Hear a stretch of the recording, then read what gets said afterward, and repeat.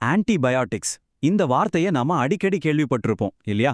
ஒரு சின்ன காய்ச்சல் தொண்டவலின்னு வந்தா போதும் உடனே ஞாபகத்துக்கு வரது இந்த மருந்து தான். ஒரு மேஜிக் மாதிரி வேலை செய்யும்னு நாம நினைக்கிறோம். ஆனா இந்த மேஜிக் மருந்துக்கு பின்னாடி ஒரு பெரிய சவால் ஒளிஞ்சிட்டு இருக்கு. அது என்ன சவாலுன்னு தான் நம்ம இப்ப பார்க்க போறோம். வாங்க பார்க்கலாம். இப்படி யோசிச்சு பாருங்களேன். ஒரு நாள் ஈவினிங் வேலையெல்லாம் முடிச்சுட்டு வரீங்க. உடம்பெல்லாம் ஒரே வலி, தொண்டையில ஒரு மாதிரி கரகரப்பு, லேசா காய்ச்சல் வர மாதிரி இருக்கு. நீங்க போய் சொன்னதும் வீட்ல என்ன சொல்வாங்க? கடைக்கு போய் ஒரு ஆன்டிபயோட்டிக் வாங்கிட்டு வாப்பா, 2 நாள்ல சரியாயிடும். இதுதானே? ஆமா தானே. இது நம்ம எல்லாருடைய வாழ்க்கையிலயும் எப்பவாவது ஒரு தடவை நடக்கிற ஒரு சாதாரண விஷயம்தான். காய்ச்சல் தொண்டவலின்னு வந்தாலே நம்ம மனசுக்கு டக்குன்னு வர்ற முதல் வார்த்தை ஆன்டிபயோட்டிக். ஆனா உண்மையில நாம அதை சரியா தான் புரிஞ்சுக்கிட்டோமா? வாங்க பார்க்கலாம். சரி, முதல்ல இருந்து ஆரம்பிப்போம். இந்த ஆன்டிபயோட்டிக்ஸ்னா அது அப்படின்னா என்ன? அது என்ன பண்ணும்? ரொம்ப சிம்பிளா சொல்லணும்னா, ஆன்டிபயோட்டிக்ஸ் அப்படிங்கிறது பாக்டீரியான்னு ஒரு வகையான கிருமி இருக்கு இல்லையா, அதை எதிர்த்து சண்டை போடுற ஒரு மருந்து. இங்க நாம ரொம்ப ரொம்ப முக்கியமா கவனிக்க வேண்டிய ஒரு விஷயம் என்னன்னா, இது பாக்டீரியாவுக்கு எதிரா மட்டும்தான் வேலை செய்யும். மத்த எந்த கிருமி மேலேயும் இதுக்கு வேலையே கிடையாது. அப்ப இது எப்படி வேலை செய்யுதுன்னு பார்க்கலாம். இதுக்கு 2 முக்கிய வழிகள் இருக்கு. ஒன்னு, பாக்டீரியாவை நேருக்கு நேரா தாக்கி அதை அழிச்சிடும். இன்னொரு வழி என்னன்னா, அந்த பாக்டீரியா இன்னும் அதிகமாயிடாம அதோட வளர்ச்சியை அப்படியே ஸ்டாப் பண்ணிடும். சோ புதுசா பாக்டீரியா உருவாகாது. உண்மையை சொல்லணும்னா இது நவீன மருத்துவத்துல ஒரு மிகப்பெரிய புரட்சி. சும்மா சொல்லக்கூடாது. இந்த ஆன்டிபயோட்டிக்ஸ் வர்றதுக்கு முன்னாடி ஒரு காலத்துல நிமோனியா இல்ல ஒரு சின்ன காயத்துல ஏற்படுற இன்ஃபெக்ஷன் கூட உயிருக்கே ஆபத்தா இருந்துச்சு. ஆனா இந்த மருந்துகள் வந்த பிறகு மருத்துவ உலகத்தோட முகமே மாறிடுச்சு. சரி, இப்போ ஒரு முக்கியமான கேள்விக்கு வருவோம். அப்போ நமக்கு வர்ற எல்லா இன்ஃபெக்ஷனுக்கும் ஆன்டிபயோட்டிக்ஸ் எடுத்துக்கலாமா? தேவையா? இங்க தாங்க நம்மள நிறைய பேர் ஒரு பெரிய தப்பு பண்றோம். இத பாருங்களேன். ஒரு பக்கம் பாக்டீரியா, இன்னொரு பக்கம் வைரஸ். ஆன்டிபயோட்டிக்ஸ் பாக்டீரியாவால வர நிமோனியா, பாக்டீரியல் ஃபீவர் இதுக்கெல்லாம் சூப்பரா வேலை செய்யும்.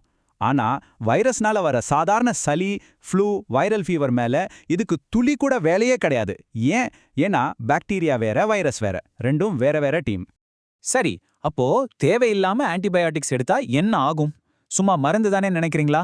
இல்ல, அங்கதான் நமக்கு தெரியாமலே ஒரு பெரிய ஆபத்து ரொம்ப அமைதியா வளர்ந்துட்டு இருக்கு. அதோட பேர் தான் ஆன்டிபயோட்டிக் ரெசிஸ்டன்ஸ். இப்போ கொஞ்ச காலமா உலகம் முழுக்க இருக்கிற டாக்டர்ஸ், விஞ்ஞானிகள் எல்லாரும் இந்த வார்த்தையை பத்தி தான் ரொம்ப அதிகமா பேசிட்டு வர்றாங்க. ஏன்னா இது உங்களுக்கோ எனக்கோ வர்ற தனிப்பட்ட பிரச்சனை கிடையாது.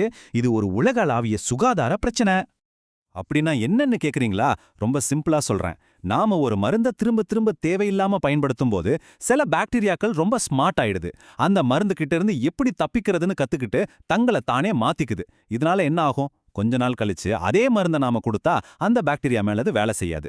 அதான் ஆன்டிபயோட்டிக் ரெசிஸ்டன்ஸ். அதாவது பாக்டீரியா அந்த மருந்தை எதிர்த்து நிக்க பழகிடுச்சு. சரி, இந்த ரெசிஸ்டன்ஸ் எப்படிதான் உருவாகுது? இதுக்கு காரணம் யாருன்னு நினைக்கிறீங்க? வேற யாரும் இல்ல, நாம தான். நாம செய்யற சின்ன சின்ன தவறுகள் தான் இந்த பெரிய பிரச்சனைக்கு வழிவகுக்குது.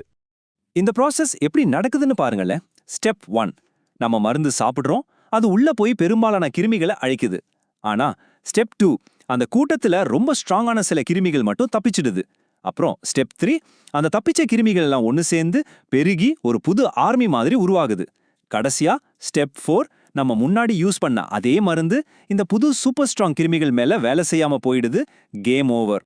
இந்த ரெசிஸ்டன்ஸ் உருவாகிறதுக்கு நாம பண்ற தவறுகள் என்னென்ன தெரியுமா? முதல்ல சளி, வைரஸ் காய்ச்சலுக்கு போய் ஆன்டிபயோட்டிக் எடுக்கிறது.